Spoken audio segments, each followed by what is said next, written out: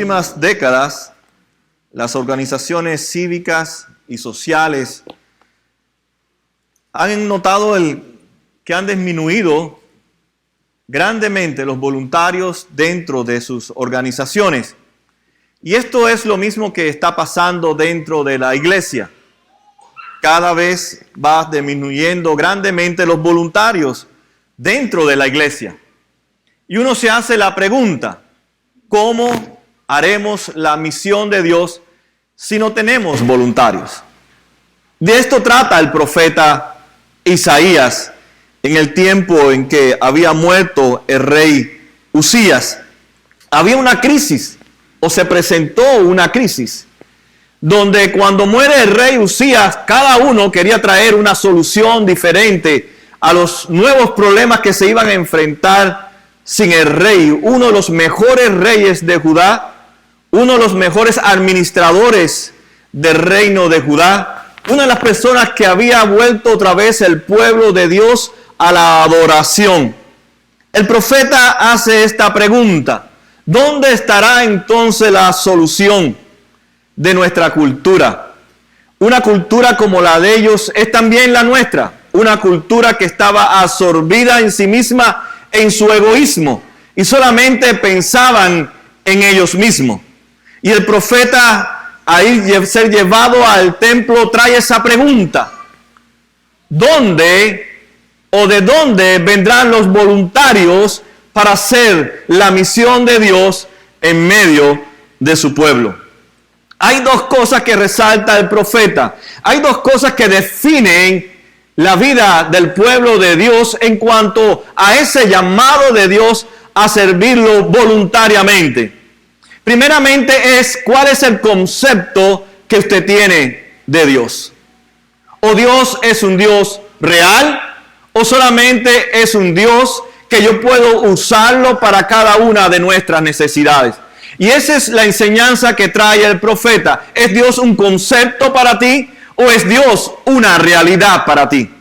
Depende de cómo tú veas a Dios, tú te vas a ofrecer como Isaías: heme aquí, envíame a mí para ser la solución, a pesar de que yo mismo soy también el problema. Y el profeta Isaías puede reconocer en medio de su sociedad, en medio de su tiempo, en medio de su crisis, si realmente el pueblo de Dios había entendido que si Dios es un concepto o es un Dios real. Dice que Isaías entró en el templo y vio al Señor. Dice, excelso y sublime. Isaías ve la gloria del Señor en el templo. Él ve toda la totalidad de la gloria de Dios en su templo. Pero a la misma vez que ve toda la gloria de Dios en el templo, dice que oyó una voz que estremecieron los umbrales de la puerta y el templo se llenó de humo. No cabe duda que cuando uno lee esta importante revelación de Dios en el libro de Isaías, habla sobre la gloria de Dios. Pero ¿cómo podemos definir la gloria de Dios? La gloria de Dios en el Antiguo Testamento, en la palabra en hebreo que se usa, es esperar. Cuando se habla de la gloria de Dios, es esperar lo que es más importante y no lo que no es importante. Es esperar lo que es real y no esperar lo que es irreal. Es esperar lo que te trae satisfacción y no esperar lo que no te trae satisfacción. Por tanto, cuando Isaías entra en el templo y Dios muestra su gloria, vemos que está hablando de la gloria de Dios. Eso significa entonces que Isaías reconoce que Dios es real, que Dios es suficiente para él en todo momento. Y lo más importante no es si Usías estaba en el trono y ahora Usías no está en el trono. Lo más importante es entonces los asuntos del reino de Dios. Pero el pueblo estaba preocupado por los asuntos humanos. Y Dios le revela a Isaías que lo más importante es lo que satisface al pueblo de Israel, es lo que tiene que ver con el Dios de Israel. Por ejemplo, si usted coge un objeto que pesa más que el agua, ¿qué le sucede al objeto? Se hunde. Llega hasta lo profundo y nadie puede ver más el objeto. Pero si usted tira un objeto que es más liviano que el agua, ¿qué le pasa al objeto? Flota, se puede ver. Por tanto, Isaías dice que cuando mi gloria es mayor que la de Dios, se hunde, no se ve. Pero cuando la gloria de Dios es mayor que mi gloria, entonces la gloria de Dios que se refleja en mí se queda flotando, se ve. Y muchas veces vemos a través de nuestras propias vidas más nuestra gloria que la gloria de Dios. Sabemos que Usías fue uno de los mejores reyes, pero llegó a un punto en su vida que él pensó que toda aquella majestad que él estaba viviendo, aquella prosperidad, aquel llevar al pueblo de Dios a adorar solamente a Dios, se lo debía a sí mismo. Y dice que se llenó de orgullo y pensó que él era Dios, que su gloria era mayor que la gloria de Dios. Y Dios dice que le dio lepra. Y tuvo que estar por 2 años oculto en su palacio sin salir hasta morir terriblemente por la lepra. Su gloria no se vio, pero la gloria de Dios siempre se va a ver porque es mayor que nuestra gloria. Es mayor que aquello que nosotros podamos traerle al ser humano para que lo satisfaga. Nada puede satisfacer más al ser humano que la gloria de Dios. En medio de la crisis política y social y económica que estaba viviendo el pueblo por la ausencia de uno de los mejores reyes, Dios le está mostrando que todo el orgullo del pueblo de Israel y de sus reyes no son mayores ni comparables con la gloria de Dios. Isaías, como cualquier otro hombre, estaba envuelto en medio de la crisis y él había puesto toda su esperanza y todo en el rey Usías. Y Dios le muestra quién es el que está sentado en el trono. No es Usías, no es el presidente de ninguna nación, es el Señor, el Adonai, el soberano, es el que está sentado en el trono. Cuando Dios llega a ser real en nuestra vida, Dios cambia todo lo que existe a nuestro alrededor. Cuando Dios llega a ser real en cada uno de nosotros, nos pasa lo mismo que el profeta Isaías. Todo su alrededor cambia. Cambia de tener un concepto de Dios a tener una realidad de que Dios es un Dios real, que su gloria es suficiente y nada puede superar a su gloria. Ahora, ¿cómo sabemos muchas veces de nosotros que nosotros vivimos con ese concepto de Dios y no con un Dios que es real? Cuando tenemos un concepto de Dios, lo que tratamos es de ajustar a Dios a mi realidad. Eso fue lo que hizo el pueblo de Israel. Ajustar a Dios a la realidad de un hombre tan próspero como Usías. Porque tenía un concepto de Dios. Oh, Dios es un Dios para resolver mis problemas. Dios es un Dios que solamente puedo acudir para lograr fuerza, para lograr poder, para consultarlo si voy a la guerra y Él me va a dar la victoria. Ese es un concepto. Y nosotros tenemos el mismo concepto de Dios. Si Dios se ajusta a mi realidad, yo creo en Dios, yo sigo a Dios, yo amo a Dios. Pero si Dios no se ajusta, entonces tengo que abandonar a Dios. Es por eso que muchas personas quisieran que la Biblia tuviera solamente 10 páginas. Porque muchas cosas que la Biblia revela no se ajusta a mi realidad. Y por tanto yo quisiera arrancar esa página de la Biblia porque no se ajusta a mi realidad. Estaríamos arrancando páginas tras páginas. Porque el concepto que yo tengo de Dios no se ajusta a mi realidad. Y cuando no se ajusta, pues entonces abandono a Dios y su servicio al Señor. Isaías tenía un concepto de Dios. Es el Dios que prospera. Es el Dios que trae la lluvia. Es el Dios que permite que hayan ovejas en los corrales. Es el Dios que nos va a permitir poder salir de la crisis en que estamos envueltos. Pero era un concepto, es el Dios que resuelve, es el Dios Medicaid, Food Stamp, es el Dios que resuelve problemas. Pero no es real. No es real. Cada vez que Dios hace presencia en cualquier lugar de las Escrituras, dice que ese lugar tiembla, o se estremece, o hay un fuerte viento, una ráfaga de viento. Su presencia se siente cuando Dios está en ese lugar. ¿Sabe por qué?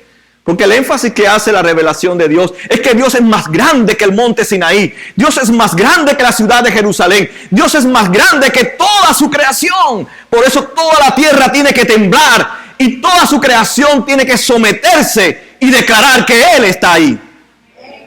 Aún los huracanes, aún los earthquakes, los terremotos, tienen que declarar que Dios está ahí. Por ejemplo, cuando Moisés subió al monte y a buscar la ley en el monte Sinaí, en el capítulo 19 de Éxodo, dice, el monte estaba cubierto de humo porque el Señor había descendido en medio de ese monte en fuego.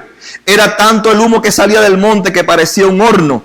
El monte se sacudía violentamente porque Dios estaba allí. En el día de Pentecostés, Hechos capítulo 2, cuando llega el Espíritu Santo del aposento alto, dice, de repente el viento del cielo, un ruido como de una ráfaga violenta de viento, y llenó toda la casa que estaban reunidos. Todo frente a la realidad de Dios tiembla. Todo tiembla frente a la realidad de Dios. Todo se estremece frente a la realidad de Dios. La diferencia entre tener un Dios como un concepto y un Dios como una realidad no es solamente creer en que Dios existe. Es que realmente Dios tiene que estremecer nuestro mundo interior y descubrir que estamos frente a la santidad de un Dios que es grande, que es excelso, es sublime. Va más allá de lo que nosotros podemos encontrarnos en nuestro caminar por esta vida. Frente a la realidad de Dios, todo tiembla, pero aquel que se encuentra con la realidad de Dios, experimenta a Dios. Experimenta ese encuentro con Dios. Isaías, cuando entró en el templo, dijo, vi al Señor excelso y sublime, sentado en un trono, las orlas de su manto llenaban el templo. Isaías, cuando entró en el templo, él entró como cualquiera persona entra en el templo. Si entro en el templo, ¿qué me voy a encontrar en el templo? A Dios. Si Dios habita en el templo, ahí eso es solamente lo que voy a ver o voy a encontrarme con Dios. Ese es el templo. Por tanto, él tenía el concepto que el templo es un lugar común para encontrarse con Dios, y entras al templo y sales del templo igual como entraste al templo. Ese era el concepto que él tenía de Dios, que es un Dios majestuoso, pero no es un Dios que cambia cuando estamos en su presencia. No es un Dios que transforma nuestra vida cuando nos enfrentamos a la santidad de Dios. Ese es el concepto que tiene muchos cristianos, que estar en la presencia de Dios es seguir viviendo igual cuando yo no estaba en la presencia de Dios. Y él entró con ese pensamiento, estoy entrando como entro cada día a ofrecer mis sacrificios o hablarles al pueblo sobre lo que Dios tiene para ellos. Cuando Dios deja de ser un concepto y se convierte en una realidad en nuestra vida, todo cambia a todo nuestro alrededor.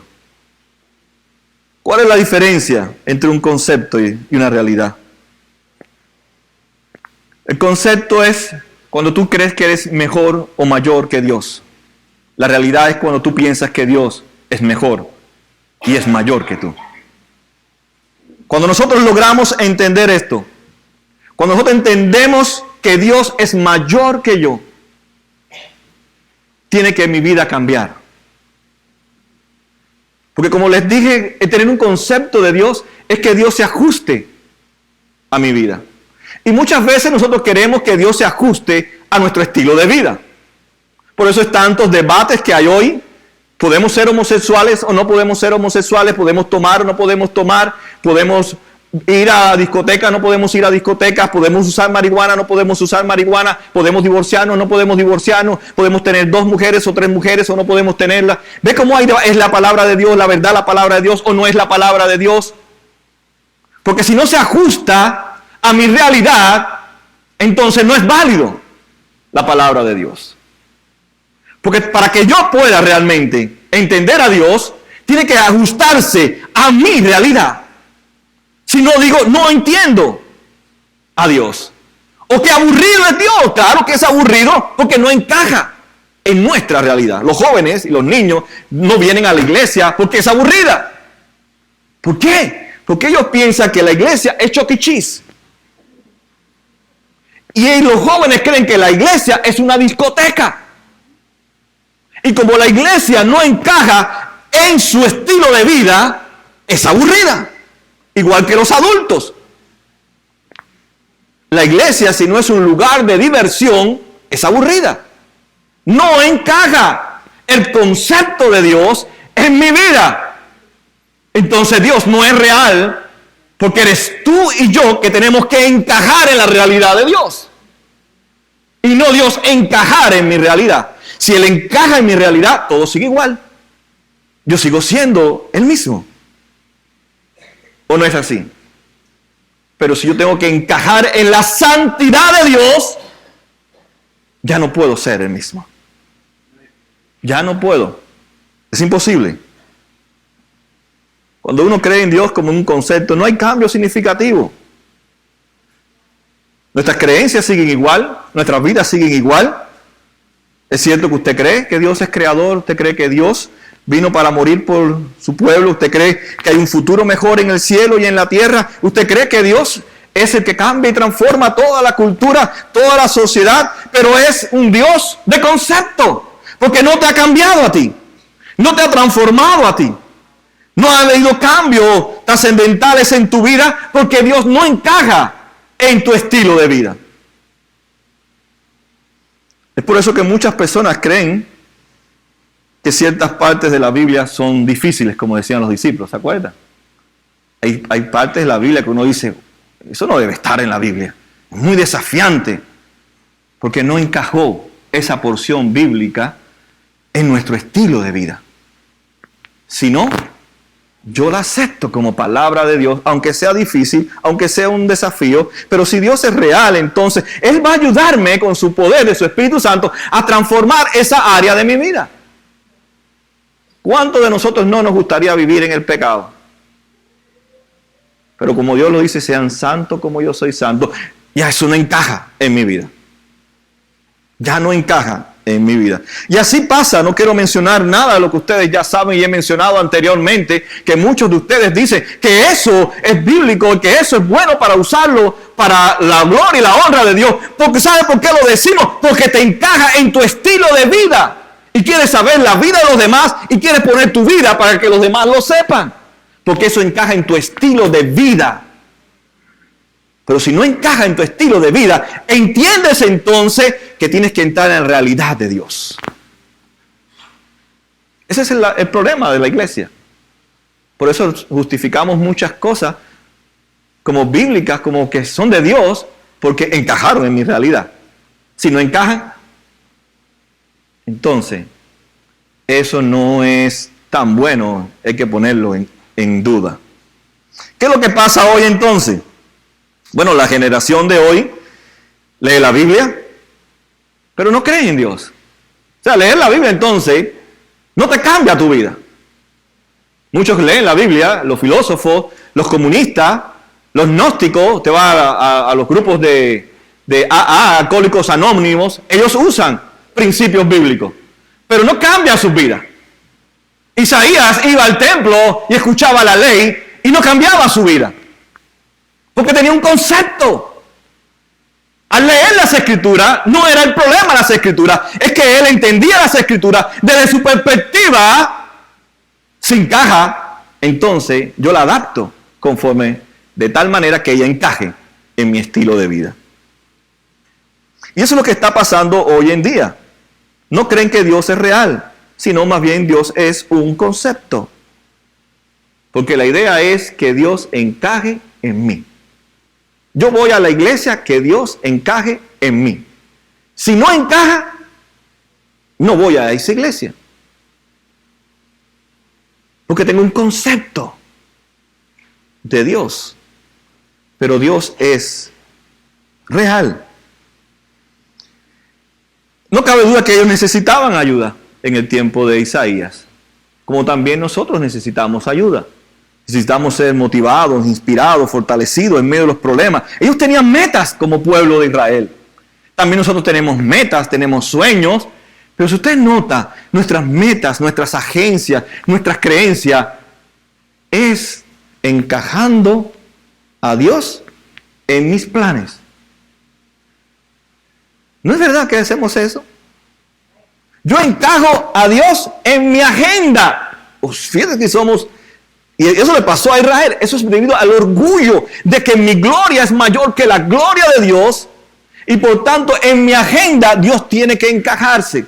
En mis planes, tiene que encajarse. En la forma en que voy a educar a mis hijos, Dios tiene que encajarse. Porque tienes un concepto de Dios. Pero cuando Dios es real, tú eres el que incorpora tú y toda tu vida y tu familia y todos tus planes y toda tu agenda en la agenda de Dios, en los planes de Dios y en las creencias que Dios tiene reveladas en su palabra. Si realmente Dios es una realidad en tu vida, Él tiene que cambiar todas las cosas. Porque tú no tienes, ni yo tengo más gloria que Dios. Pero si Dios es real, entonces yo tengo que ajustarme a la agenda y a los planes de Dios. Isaías estuvo en la presencia de Dios muchas veces, pero en esta vez fue diferente para él. Desaparecieron sus agendas. Desapareció su preocupación por el rey Usías. Desapareció sus planes como profeta que tenía tal vez con el pueblo de Dios, en cómo poder realmente solucionar toda aquella crisis. Pero nos damos cuenta a través de este pasaje que hay cosas que estaban arraigadas en la vida del profeta.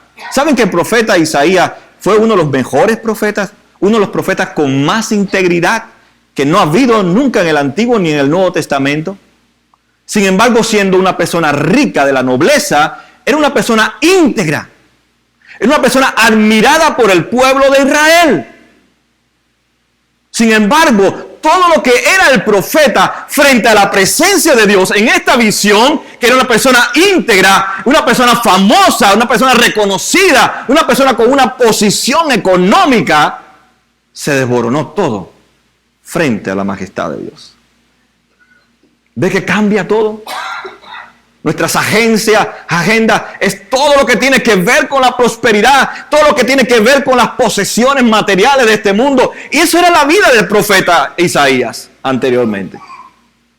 Ahí estaba su orgullo, hasta que entró en la presencia de Dios.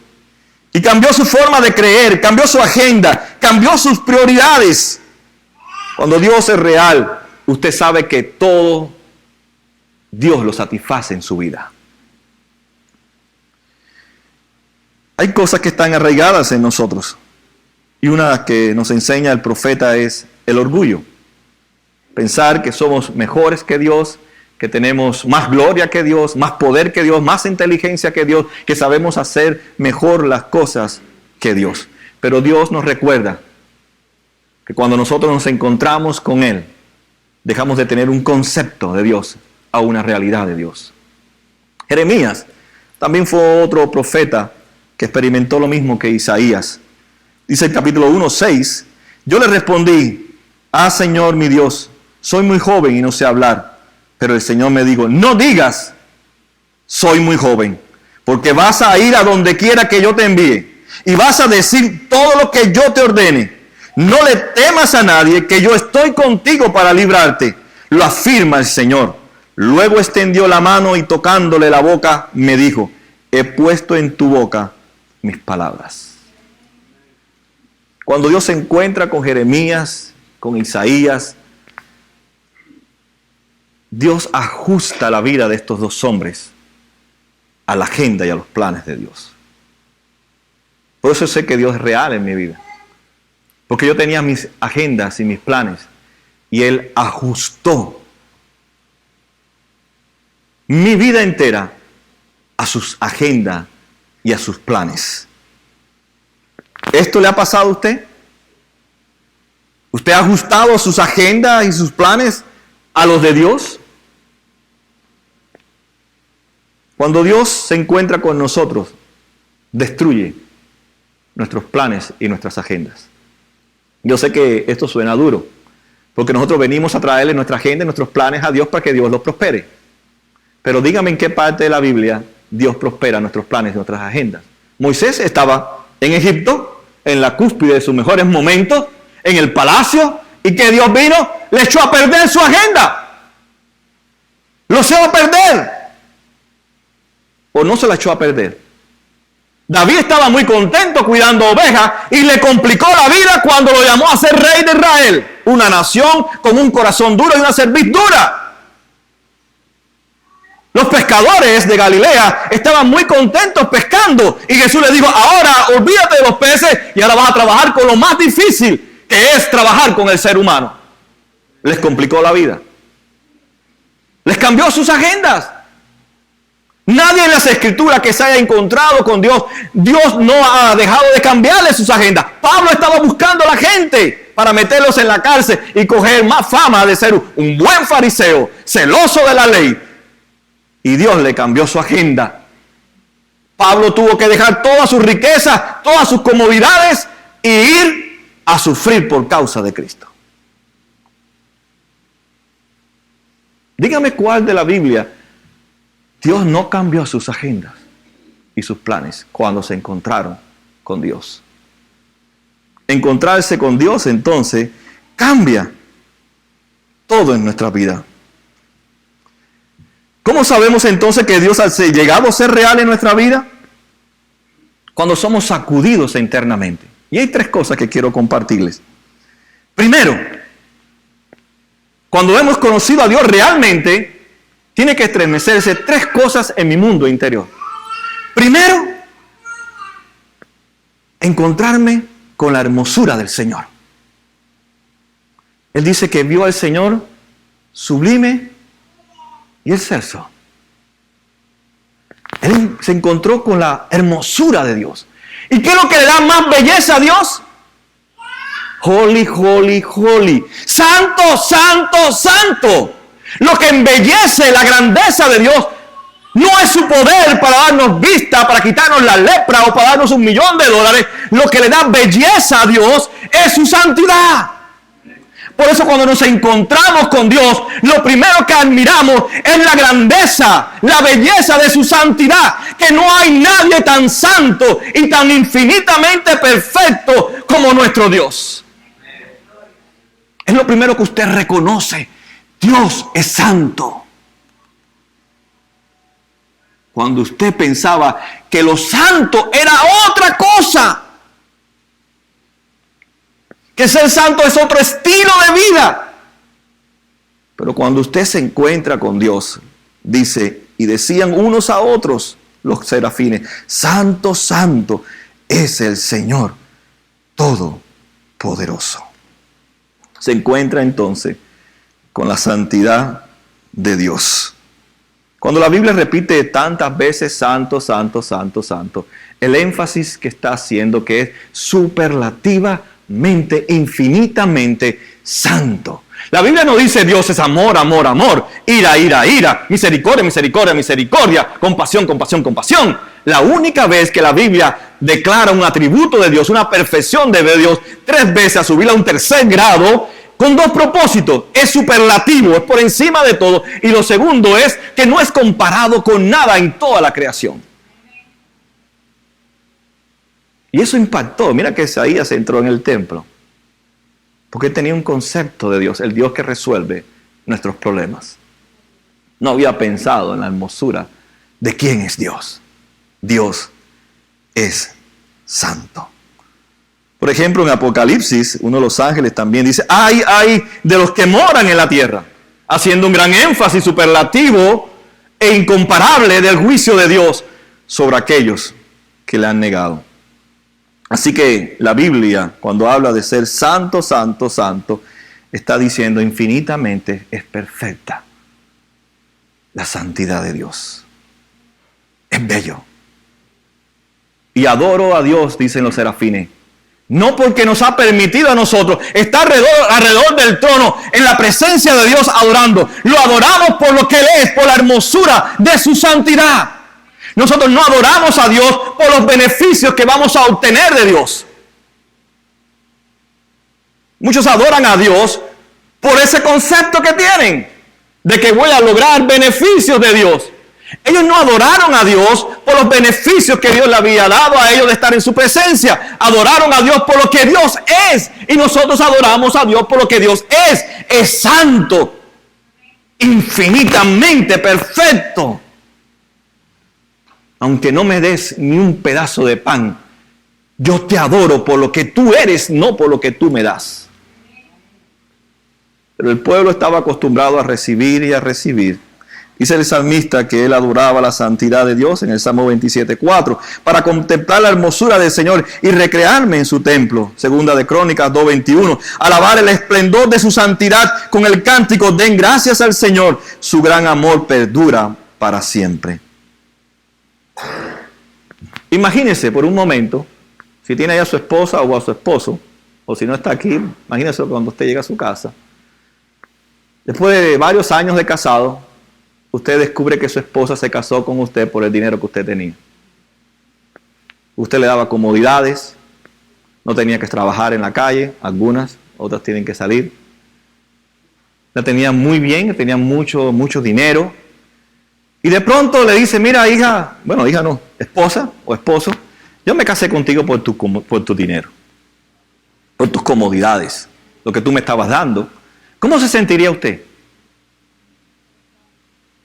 Se sentiría mal, ¿verdad?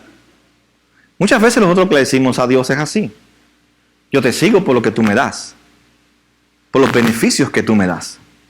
Pero cuando tú dejes de dármelo, ya yo no te sigo. Ya yo te tengo que abandonar. Y Dios se siente también así, abandonado por el pueblo de Israel y abandonado también por la iglesia de hoy. Si tú me das, si tú me resuelves, entonces yo te sirvo, yo te adoro, yo estoy donde tú estás. Pero hoy hay algo que sobresale en el pasaje, que es lo segundo. Y él dice que tenía labios sucios. Es lo segundo que sucede en nuestra vida. Primero, reconocemos la santidad. Lo segundo, usted reconoce que usted es un pecador.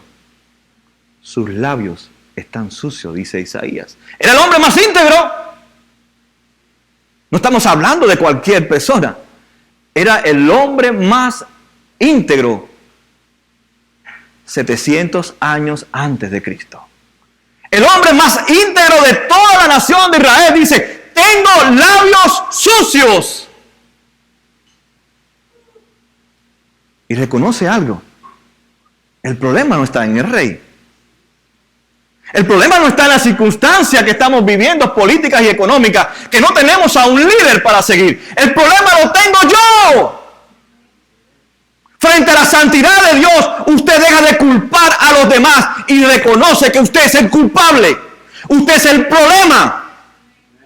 Por eso él dice, tengo mis labios sucios. Siendo un profeta, un vocero de Dios, tengo mis labios sucios. Pero no solamente yo vivo dentro de un pueblo con labios blasfemos. El problema no es solamente Isaías, el problema es un problema nacional, el problema es un problema de la iglesia. ¿O por qué usted cree que las muchachas ponen la bembita así? Porque tienen sus labios sucios, símbolo de sexualidad. ¿No es así? Yo fui a Chuck E. Cheese hace poquito, estaba en la cola esperando para tirarme una foto con mi nieto y una señora se sentó con la niña de 8 años y las dos pusieron así la bemba. Pero ¿qué tiene que ver? ¿Te tiraste una foto a la bemba o a tu cara? Con tu hija. ¿Ves que con los labios es la parte más importante de nuestra vida. ¿No sabe usted eso? De la abundancia de la boca habla el corazón. Los labios es algo en el Antiguo Testamento, algo muy importante. Por eso donde el ángel va y le toca a Isaías, no le quema la cabeza, no le quema el corazón, le toca el labio. ¿Y sabe por qué? La parte más sensible de nuestro cuerpo, lo que más duele es el labio. Si no, póngase un cigarro encendido en el labio para que usted vea. Es lo más sensible que hay en el cuerpo. Y eso que quería el profeta que entendiera Dios a través de esta revelación. Te estoy tocando lo más sensible que hay en tu cuerpo, en los labios. Porque con tus labios tú me bendices, dice Santiago, o con mis labios tú me maldices. No puedes tener una agua fuente de dulce y amarga en tus labios. O me amas o me odias con tus labios. Y eso a veces nosotros hacemos. Con nuestros labios bendecimos a Dios, adoramos a Dios y después a la esposa le decimos que es un montón de cosas. ¿Qué no le decimos a nuestros hijos? Maldito la hora en que te parí. ¿O no es así? Con nuestros labios. No es verdad, hermano, estoy mintiendo. Y eso es lo que Dios toca. No es por gusto que Dios hace esta belleza en su palabra de tocarnos nuestros labios. Es la parte más sensible. Usted se imagina cuando Isaías escuchó ese ruido así de quemarse los labios y esa peste a carne quemada. Yo me imagino que no prestó tanto atención al olor, sino al dolor. Porque hay dolor cuando queremos dejar de que Dios sea ya un concepto a una realidad. Hay dolor cuando yo quiero ajustar mi vida a Dios, o no hay dolor. O yo no quiero seguir viviendo en mi vieja naturaleza, como dice Pablo en Romanos 7. Hay dolor. Y él reconoce su humanidad. Soy pecador. Por tanto, frente a Dios, si usted no reconoce que es un pecador, que está sucio, que es incapaz, usted no ha tenido un encuentro real con Dios. Porque Dios es santo. Y nosotros no somos santos, dice Isaías. Pero dice que los ángeles se decían unos a otros, santo, santo, santo. ¿Saben lo que estaban haciendo los ángeles? Estaban fascinados. Y eran ángeles que estaban siempre en la presencia de Dios. Ese era su trabajo, servir a Dios de día y de noche. Y ellos estaban fascinados con la santidad de Dios. Estaban asombrados, impactados, que dice que tenían que cerrarse con sus dos alas su rostro. No podían ver a Dios y estaban de día y de noche para servirle. Los ángeles que nunca han pecado, los ángeles que nunca habían caído, estaban fascinados, impactados, que sabían que si veían a Dios iban a morir. Hablaba de la valoridad, de la santidad de Dios. No podían verlo.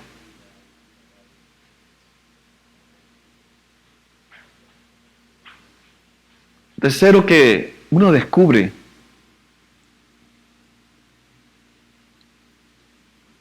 cuando se encuentra con Dios es su gracia. Tiene que experimentar la gracia de Dios. Y no hay gracia sin Calvario. No hay gracia sin muerte en la cruz. Cuando hemos conocido a Dios realmente, nos asombramos de su santidad. Reconocemos nuestra humanidad. Pero ahora vemos su gracia sobre nosotros. Dígame hoy en nuestro tiempo, ¿quién se asombra? ¿A quién le atrae la santidad de Dios? ¿A la iglesia? Si no se vistiera como se viste la iglesia. Si no hiciéramos lo que nosotros hacemos. Si no invirtiéramos nuestro tiempo y nuestro dinero en las cosas que invertimos. Hoy nadie le interesa la santidad. La santidad de Dios no es atractiva para el tiempo de hoy. Pero para la persona que ha conocido a Cristo realmente, que ha reconocido que Dios es real, la santidad de Dios tiene un valor muy importante. Aprecia la santidad de Dios. Y si tú eres santo, yo tengo que morirme para vivir siendo santo. Desde la punta de mi cabeza hasta la punta de mis pies. Por eso tuvieron que también cubrirse sus pies. Porque el hombre debe valorar. El que ha conocido a Cristo debe valorar la santidad de Dios. Pero hoy nos paramos frente al espejo y vemos nuestro orgullo, nuestra belleza, pero no vemos la belleza de la santidad de Dios reflejada en mi vida a través del espejo, sino a ver cómo yo muestro mi belleza física o mi belleza, bueno, no tengo nada, financiera. ¿Verdad? Yendo a los mejores lugares, a los lugares más costosos, donde hay que pagar 45, 50 dólares el plato. Donde nos gastamos en un hotel $1,000 solamente para pasar un weekend. ¿No es verdad? Y Isaías tuvo que enfrentarse, verse en el espejo de su vida. Yo no soy santo, pero tengo que valorar la grandeza de Dios porque me ha impactado. Es fascinante seguir a un Dios santo. Pero hoy nadie valora la santidad. Queremos discernimiento, pedimos alguno. Queremos sabiduría, pedimos alguno. Queremos inteligencia para poder terminar nuestros estudios, piden algunos.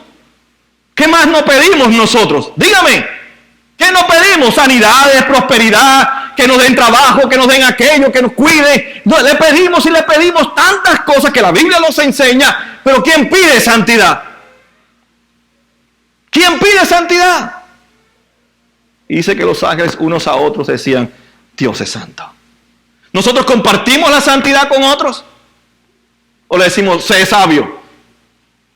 Si eres santo, eres sabio. Si eres santo, tienes discernimiento. Si eres sabio, entenderás. Si tienes santidad, vas a entender las escrituras. La santidad es lo primero que vio Isaías, con todo el esplendor de la gloria de Dios. Pero nosotros pedimos por todo, pero no por santidad, porque no es atractiva. Porque no encaja la santidad de Dios en lo que yo entiendo que es santidad. ¿Por qué, hermanos, tenemos que seguir mostrando nuestros cuerpos? Y dice 1 Corintios que mi cuerpo solamente debe ser visto por mi esposa y mi esposo. Mi cuerpo, nada de mi cuerpo debe verlo ninguno de ustedes. Solamente ella, que es mi esposa. Y ella es la única que tiene que yo ver nada más lo de ella nada más. Más nada. Pero entonces hoy la cultura, la santidad está más definida. Hoy mientras más muestras, más santa eres. Parece, ¿no? Y mientras más tienes, más santo eres. Porque no es atractiva. Ni para tus hijos, ni para tus hijas, ni para tu familia. No es atractiva. Porque si no viéramos la santidad en nuestros hogares. No valoramos la santidad. No nos impacta, como dicen los ángeles. Dice que él gritó, estoy perdido. Soy un hombre de labios impuros y vivo en medio de un pueblo de labios impuros. No obstante, mis ojos han visto al Rey, al Señor Todopoderoso. La santidad destruyó todo el orgullo del profeta Isaías, pero pudo ver la gracia de Dios. Ya a Isaías no le importaba la noticia de que había muerto el rey. Ya Isaías no estaba preocupado por su alrededor. Si iba a haber comida o no iba a haber comida, si iba a haber crisis o no iba a haber crisis. La santidad de Dios, la gloria de Dios, es lo que llena mi vida. Si he visto a Dios, he experimentado que Dios es real, estoy satisfecho entonces en Dios. ¿Qué más puedo pedirle, ver de Dios, si no es su gloria? Dios necesitaba hacer lo último con el profeta, porque la santidad, junto con la gracia, tiene que llevarnos a la purificación. Y él dice que los serafines volaron hacia el altar, con unas tenazas en sus manos cogieron el carbón encendido y lo pusieron en sus labios. Saben que 700 años después, una vez Dios descendió y dice que ese día se puso todo oscuro y comenzó a temblar la tierra y el templo se rasgó la cortina que cubría el lugar santísimo. ¿Saben lo que estaba pasando en la visión de Isaías? Aquel carbón que fue tomado del altar era el sacrificio de Jesucristo. Jesucristo estaba limpiando los labios del profeta para que fuera entonces su vocero. A través del sacrificio de Cristo, 700 años después, pudo ver el profeta que la única solución es el sacrificio de Cristo. Tenemos que ir entonces a la cruz. Tenemos que recordar el sacrificio de Cristo, que Dios desde el altar tomó esas brasas, ofreciéndose Él por el perdón de nuestros pecados, que éramos sucios de labios, impuros de corazón. Él se ofrece sobre el altar en sacrificio por cada uno de nosotros, pero ese mismo sacrificio que nos perdona de todos nuestros pecados y maldad es el mismo sacrificio que nos limpia en toda nuestra totalidad. Si hemos conocido a Cristo como Isaías, Él tiene que hacernos santos, porque hemos tenido un encuentro con el Dios que es santo. Dice Mateo 27:45, desde el mediodía hasta la media tarde, toda la tierra quedó en oscuridad. Entonces Jesús volvió a gritar con fuerza y entregó su espíritu. En ese momento la cortina del santuario del templo se rasgó en dos, de arriba abajo, y la tierra tembló y se partieron las rocas. Cada vez que Dios desciende, la tierra tiembla. Dios descendió en el Calvario y tomó del altar del sacrificio de Cristo carbones para limpiar la boca del profeta, y también quiere limpiar tu boca y mi boca para enviarnos a nosotros a ser sus voceros. Dios no quiere que tú lo uses. Dios quiere usarte a ti. Cambia el concepto. No creas en Dios para usar a Dios. Cree en Dios para que Dios te use a ti. Como usó a Jeremías, usó al profeta Isaías. Pero hay tres cosas que tienes que hacer para poder realmente servir al Señor. Y comenzamos diciendo que no hay voluntarios en la cultura, ni hay voluntarios en la iglesia. Primero, tienes que estar dispuesto a ir afuera. Salir de tu comodidad. Si realmente has conocido a un Dios real, Él le dice, ¿a quién voy a enviar? Tienes que salir afuera.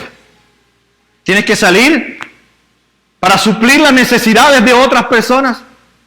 Tienes que ir a servir en donde nadie quiere servir. Fíjense que dice, heme aquí, envíame. Yo sé que es muy largo lo que estamos hablando, pero es algo interesante. Él le dice, envíame a mí. Él no le dice, Señor, enséñame la descripción de trabajo primero. Él no le dice, dime qué voy a hacer primero. Él, sin saber en dónde se iba a meter, le dijo, heme aquí. Posteriormente, Dios le dice, vas a fracasar, Isaías. Nadie te va a escuchar. Nadie te va a seguir. Vas a ir de mal en peor, Isaías. Isaías, vas a terminar siendo aserrado. Vas a ser un frustrado, un fracasado. Y él dice, heme aquí. No me importa todo lo que yo vaya a sufrir comparado a lo que tú me has dejado ver, que es tu santidad.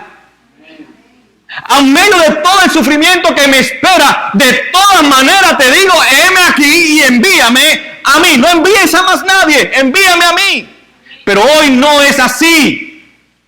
Yo quiero hacer lo que me gusta hacer. Lo que no me gusta hacer, no lo hago. Por eso casi nadie cuida niños en la hora del sermón.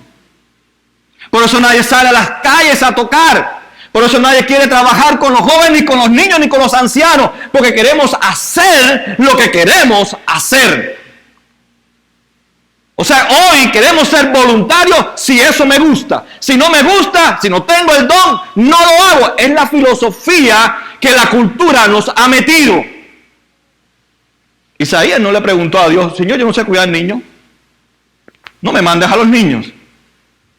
Señor, yo nada más que sé trabajar con reyes, con príncipes y con gente que saben hablar bien el hebreo. No me mandes con los brutos estos. ¿Te se da cuenta el cambio profundo de Isaías? Él le dijo: Señor, envíame a mí. El voluntario hace lo que nadie quiere hacer. Pero hoy queremos hacer lo que nos gusta hacer, por eso no hay voluntarios. Por eso yo hago cosas que a mí no me gusta hacer y hago todo lo que tengo que hacer, porque soy voluntario en todo lo que tengo que hacer. ¿Usted cree que a mí me gustan tantas cosas que yo hago? No, a mí me gusta estudiar, predicar y enseñar. Pero yo nada más que hago predicar y enseñar. No, yo hago de todo. ¿Por qué? Porque estoy haciendo lo que Dios quiere que yo haga. Y siempre estoy diciendo: Señor, heme aquí, no me interesa donde tú me vayas a enviar, ni lo que me mandas a hacer. A mí no me interesa. Con lo que tú me has mostrado en la cruz es suficiente. Tenemos que cambiar nuestro concepto de ser voluntario. No sea más voluntario donde a usted le gusta ser voluntario.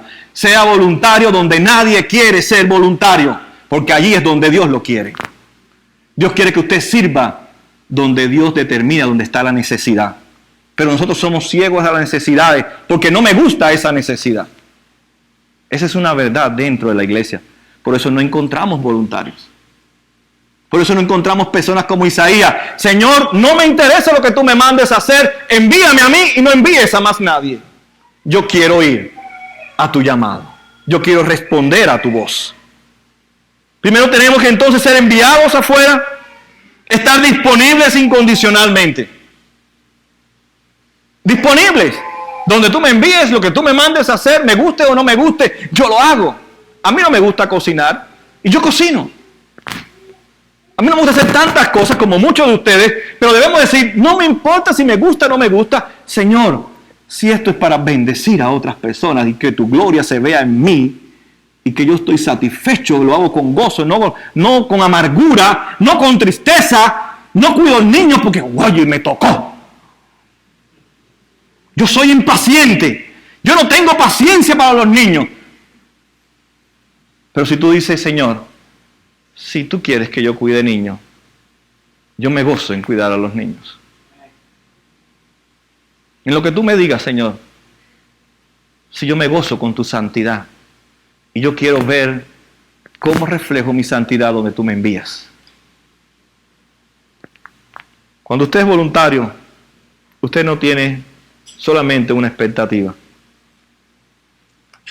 No se enfoca en las circunstancias. No se preocupa cómo está a su alrededor o cómo va a ser cuando usted se envuelva en ese trabajo voluntario. Usted estará pensando en la misión de Dios. Hoy en la iglesia no hay muchos voluntarios. Cuando salimos a repartir 5, los mismos sostenemos la iglesia, los mismos ofrecemos nuestras casas, los mismos queremos ser discipulados, estar en los matrimonios, los mismos. Yo no puedo pensar que usted no se haya encontrado con Cristo. No puedo pensarlo. Cuando nos hemos encontrado con Cristo, nos decidimos por Cristo. Le decimos: Señor, envíame a mí, no al pastor, no al hermano, envíame a mí. Y no sé lo que tú me vas a mandar a hacer, Señor, pero yo quiero estar donde tú estás. Que el Señor nos ayude, hermano. Que podamos dejar de ser egoístas, porque la cultura es egoísta, piensa en sí misma. Dejemos de ser egoístas de pensar en nosotros mismos, en pensar en que Dios es un Dios que tiene que resolver mis necesidades. Dios también tiene que resolver las necesidades de otras personas. Él quería usar a Isaías. Él quería usarte a ti también. Él quiere usarnos a nosotros. Yo creo que la iglesia estamos en ese momento en que podamos decirle, Señor, estoy decidido. Envíame a mí. Aun cuando entre en ese trabajo como voluntario, aunque no me guste, aunque sea difícil, aunque tenga que sufrir, Señor, yo estoy convencido por tu santidad y tu gloria. Y eso es lo que me llena a mí. No somos salvos por las obras, somos salvos por su gloria.